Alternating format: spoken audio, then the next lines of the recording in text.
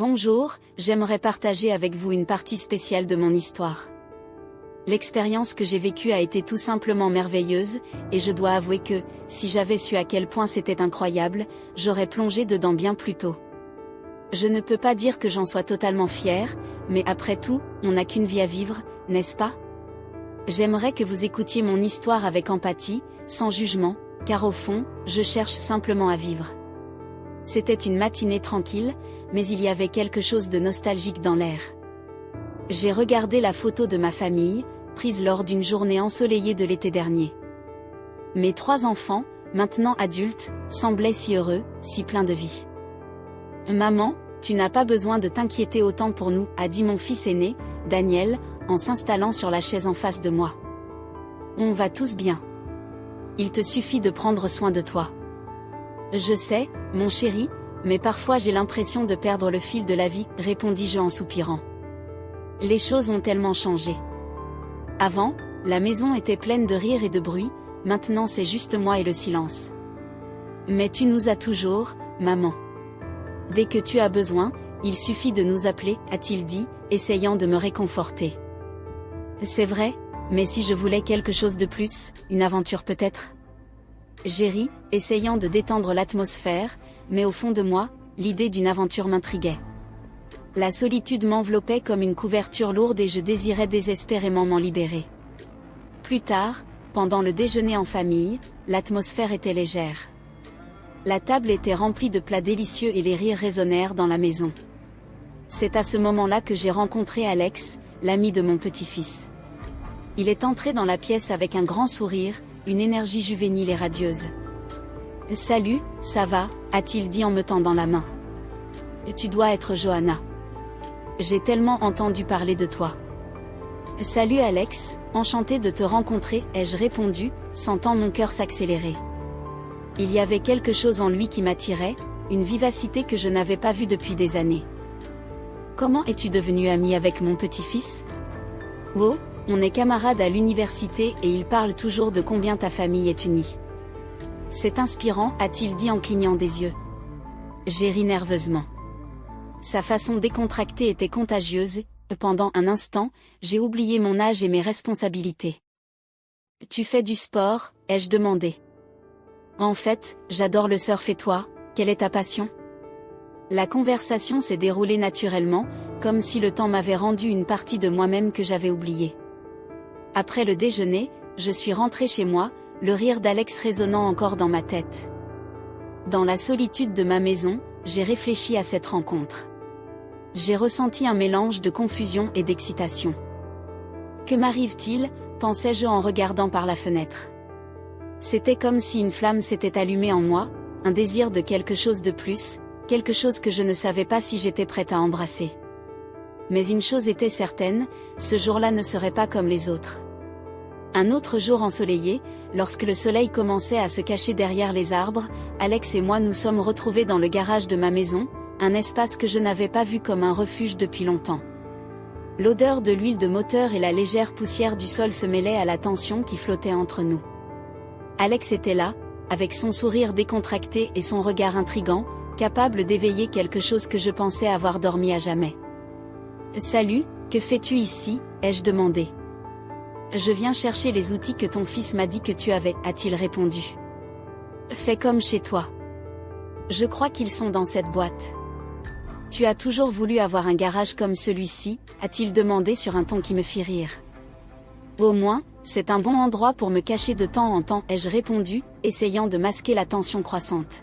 « Mais qui aurait cru que ce serait toi qui me ferais vouloir sortir de cette obscurité ?» Il s'est approché et sa proximité me rendit à la fois inquiète et excitée. Je le regardais et je vis non seulement un jeune homme attirant, mais quelqu'un qui semblait voir au-delà de mon âge. « Que se passe-t-il » me dit-il. Je me sentais vivante, comme si la vie coulait à nouveau dans mes veines. « Johanna » a-t-il dit d'une voix douce, « ce que tu désires vraiment ?» La question me surprit. Ce n'était pas une question à laquelle je m'attendais. Pendant un instant, j'hésitais. Je désire, eh bien, je ne sais pas. Je désire ressentir, vivre. Je veux savoir ce que ça fait d'être désiré à nouveau, ai-je confessé, tremblante devant lui, ne sachant quoi dire. Alex sourit, un sourire qui semblait promettre tout et rien à la fois. Alors vivons cela. Je veux te faire ressentir cela à nouveau. Ces mots résonnèrent dans mon esprit, comme un courant électrique, quelque chose s'alluma en moi. Je savais que c'était risqué, que la société pourrait me juger, mais l'idée de me laisser emporter par ce moment était irrésistible. Sur un coup de tête, j'ai pris sa main et il a entrelacé ses doigts entre les miens. Le toucher était doux, mais il portait une intensité que je n'avais pas ressentie depuis des années. Le monde autour de nous disparut, pendant un instant, nous n'étions que nous deux, immergés dans une nouvelle réalité qui promettait des aventures inimaginables. Moi, une femme de 65 ans, vivant des aventures d'une jeune de 20 ans. Il me prit d'une manière dont je ne pouvais m'échapper. Ses bras étaient forts, robustes, son parfum était parfait. Lorsque nos lèvres se rencontrèrent, c'était comme si le temps s'était arrêté. Tout le poids des années, des responsabilités et des insécurités s'évapora. Je me permis de m'abandonner à cette sensation inconnue, celle que je croyais avoir perdue à jamais. La passion qui semblait autrefois un souvenir lointain était désormais palpable et j'étais là, vivante et entière pour la première fois depuis longtemps. Il m'embrasse intensément. Je lui ai dit que mon âge était très vieux. Il a juste murmuré et dit, « Je m'en fiche de l'âge, ce que je veux, c'est toi. » Soudain, nous étions là, sans nos vêtements. Je sentais son corps dans un mouvement doux et paisible. Je ne pouvais que gémissements et murmures. Ce garçon était sensationnel. Ma peau frissonnait à chaque contact de lui. Mais soudain, à la hauteur de l'amour, il m'a dit, « Je te veux par derrière. » Que pouvais-je faire? Je ne pouvais pas dire non, car tout allait si bien. Je lui ai dit que je n'avais jamais fait ça, même si j'étais mariée au même homme depuis 28 ans. Il a dit, « Tu peux me laisser faire, je te traiterai avec soin, je ne te ferai jamais de mal. » Soudain, il m'a retourné et puis l'acte s'est produit. Ce n'était rien de ce qu'il disait, au contraire, c'était très bien. Il était très doux, je pouvais tout ressentir et je voulais beaucoup plus. C'était une expérience que je porte à ce jour comme quelque chose de super agréable. J'ai vu qu'il délirait et ne cachait pas tout ce qu'il ressentait. Quand il a fini, nous étions épuisés et émerveillés par tout ce qui se passait. Après cette rencontre, je suis sortie du garage avec un mélange d'émotions. Je me sentais confuse, mais en même temps légère, comme si j'avais libéré des parts de moi qui étaient cachées sous des couches de routine et de conformisme. Était-ce un nouveau départ ou simplement une aventure passagère? Les questions dansaient dans mon esprit, mais une chose était sûre, je redécouvrais qui j'étais et cela en soi était un cadeau que je n'avais pas attendu. La lumière du matin pénétrait doucement par la fenêtre de mon salon, mais j'étais loin de là, dans la confusion de mes pensées. L'odeur du café fraîchement préparé ne parvenait pas à me ramener à la réalité. Je me suis souvenu d'Alex, de la façon dont il me regardait comme si j'étais la seule femme au monde. Mais, au fur et à mesure que les jours passaient, une ombre de doute commença à s'installer dans mon cœur. Est-ce que ce que nous avions vécu était réel ou juste un moment fugace, une aventure sans lendemain, comme il me l'avait dit au début? Je n'arrivais pas à échapper à cette question qui tourbillonnait dans mon esprit.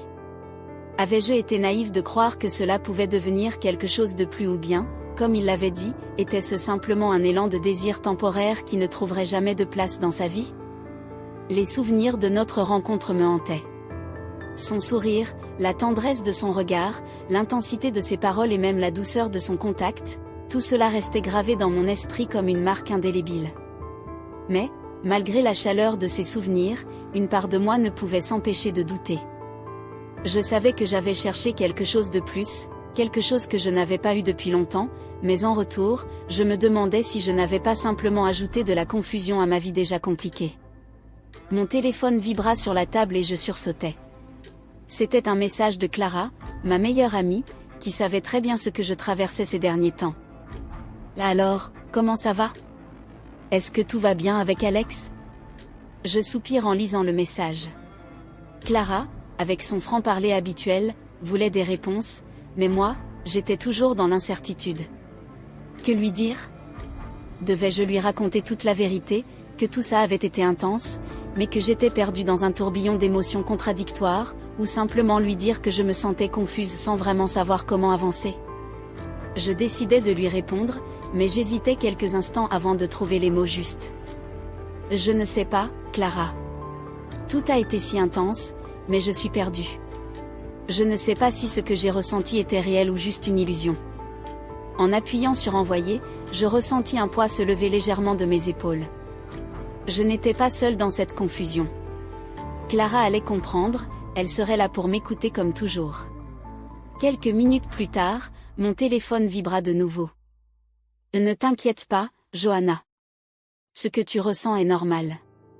Parfois, nous nous accrochons à des choses parce qu'elles réveillent des parts de nous que nous avions oubliées, mais il est important de ne pas laisser ces émotions nous déstabiliser. Tu mérites plus que des moments d'incertitude, tu mérites d'être aimé pour ce que tu es. Je pris une profonde inspiration. Clara avait raison. Peut-être que j'avais cherché une échappatoire à ma solitude, mais cela ne devait pas me faire perdre de vue ce qui était vraiment important. J'avais retrouvé une partie de moi-même avec Alex, mais cette partie de moi, je pouvais la préserver et la cultiver seule. L'amour et la paix que je recherchais ne viendraient pas de lui, mais de l'intérieur de moi-même. Je m'assis un moment en silence, les yeux fermés, écoutant les bruits de la maison. L'odeur du café flottait toujours dans l'air, mais je commençais à me sentir plus calme. C'était le moment de laisser partir le passé et d'avancer vers l'avenir, en sachant que malgré la douleur et les incertitudes, je pouvais toujours me relever. Je pris une profonde inspiration et me levai, sentant la chaleur du soleil traverser la fenêtre. Il était tôt, mais la lumière du matin apportait une nouvelle énergie, un espoir tout frais. J'avais l'impression que chaque rayon de lumière était une invitation à recommencer, à laisser le passé derrière moi et à m'ouvrir à toutes les possibilités que la journée pourrait m'offrir. Je me dirigeais vers la cuisine pour préparer mon café, un rituel simple mais précieux qui m'aidait à démarrer la journée. En le dégustant, je laissais mes pensées vagabonder. Le monde extérieur semblait encore un peu flou, comme si je cherchais un fil conducteur, un sens à ce qui venait de se passer. Alex et ce que nous avions vécu étaient désormais derrière moi, mais la question persistait, comment aller de l'avant ? Je me souvins des paroles de Clara et je les laissais m'envahir comme un baume. Tu mérites plus que des moments d'incertitude. Oui, c'était vrai. Je ne voulais pas me perdre dans une quête incessante de quelque chose qui n'était pas là. Je voulais construire ma propre paix sans dépendre de l'approbation ou de la validation de quelqu'un d'autre. Le téléphone vibra à nouveau. Cette fois, c'était mon fils, Daniel. Je souriais déjà en voyant son nom s'afficher à l'écran. Il avait toujours ce don de pouvoir apaiser mes inquiétudes par un simple message ou une simple conversation. « Salut maman, comment tu vas aujourd'hui ?» Je pris un instant avant de répondre. Je voulais être honnête, mais sans laisser mes émotions prendre le dessus. « Je vais bien, mon chéri, un jour à la fois, tu sais. Aujourd'hui, j'ai l'intention de prendre du temps pour moi. » Il répondit presque immédiatement. « C'est bien. Je te rappelle ce soir. Prends soin de toi. » Je déposai le téléphone sur la table, une douce chaleur envahissant mon cœur. Il me manquait, mais je savais qu'il comprenait, peu à peu, j'apprenais à m'accorder ce soin, cette tendresse envers moi-même que j'avais souvent oubliée dans le tumulte de la vie. Ce n'était pas le moment de me laisser engloutir par les regrets ou les doutes. Je savais que je devais avancer, non pas avec une vague espérance, mais avec la certitude que je pouvais créer la vie que je désirais. J'étais une femme pleine de ressources, d'expériences et de rêves et c'était à moi de choisir, chaque jour, la direction que je voulais prendre. La journée s'écoula doucement, remplie de petites tâches, de moments de calme et de réflexion. Mais dans chaque action, il y avait une intention nouvelle, une conscience de moi-même et de ce que je voulais vraiment. Ce n'était pas une simple routine, c'était une célébration de ce que j'avais accompli et de ce que je pouvais encore accomplir. J'avais l'impression de découvrir un nouveau chapitre, un chapitre où je serais l'héroïne de ma propre histoire. En fin de journée, lorsque le soleil commença à se coucher, je pris un moment pour moi, assise sur le canapé, les yeux fermés, appréciant la paix qui régnait dans ma maison. Le temps semblait suspendu et je sentais une connexion profonde avec tout ce qui m'entourait. J'avais redécouvert ma propre valeur et ce sentiment était bien plus précieux que tout ce que j'avais cherché ailleurs. Je savais que demain serait un autre jour et que je continuerais à marcher sur ce chemin, mais aujourd'hui, j'avais choisi d'être en paix avec moi-même. J'étais prête à recevoir ce que la vie avait encore à m'offrir, avec un cœur ouvert et une confiance renouvelée. Parce qu'au fond, je savais que le plus grand voyage était celui qui nous menait à découvrir notre propre potentiel et notre propre paix intérieure, et je l'avais trouvé, juste ici, en moi.